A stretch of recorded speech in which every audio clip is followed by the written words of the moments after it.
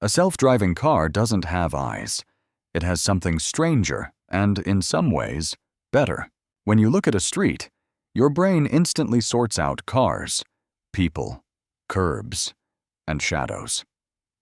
A self-driving car has to do the same thing, but it uses sensors instead of eyes and math instead of instinct. The three main tools are Lidar, radar, and cameras.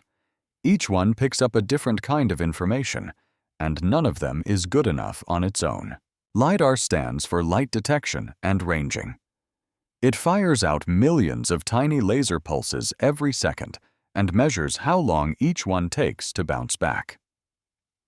From that timing data, it builds a detailed 3D map of everything nearby. The result looks like a constellation of colored dots floating in space. But those dots are actually the edges of cars, pedestrians, road signs, and buildings. Lidar is excellent at measuring exact distances and shapes. Radar works differently. It sends out radio waves and listens for the echo. It has been used in aviation and ships for decades, so it is a well-understood technology. Radar is especially good at detecting how fast something is moving toward or away from the car. Radar also works well in bad weather.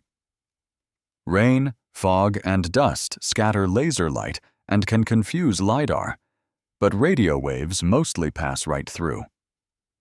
That makes radar a reliable backup when conditions get rough. Cameras are the sensors closest to how humans see. They capture color, texture, and fine detail. Things like the color of a traffic light, the text on a stop sign, or the painted lines on a road. Lidar and radar cannot read those things. The downside of cameras is that they struggle with depth.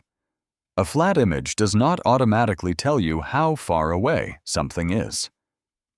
Software can estimate it, but it takes extra work and can make mistakes. So the car combines all three. This is called sensor fusion.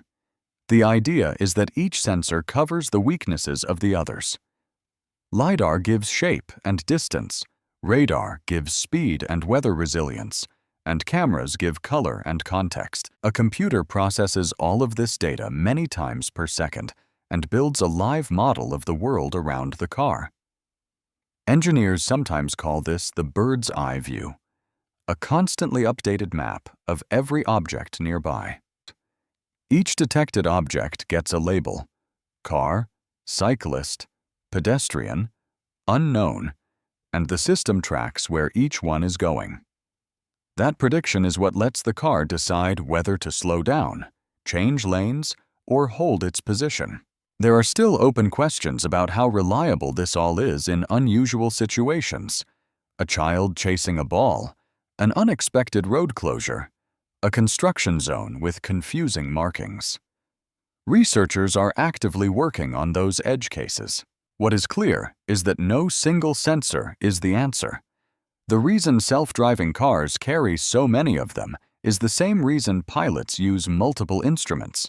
Redundancy makes the system more trustworthy than any one piece of it. If you want to go deeper, the way these cars handle prediction and decision-making is a whole other story worth exploring.